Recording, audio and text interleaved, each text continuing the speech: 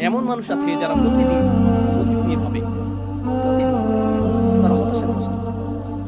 আমি জানি না কেন আমার সাথে এটা ঘটলো বা সেটা ঘটলো। তারা আজ এই কথা বলছে, আগামীকাল এই কথা বলবে, তারপরের দিন, দিনের পর দিন তারা একই কথা বলবে। 10 বছর চলে যায়, তারা অতীতের কথাই বলতে থাকে।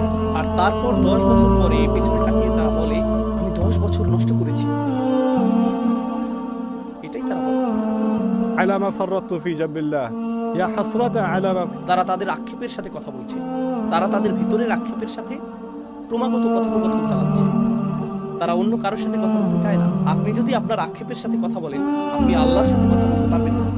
আপনাকে বেছে নিতে হবে আপনি কার সাথে কথোপকথন করতে চান।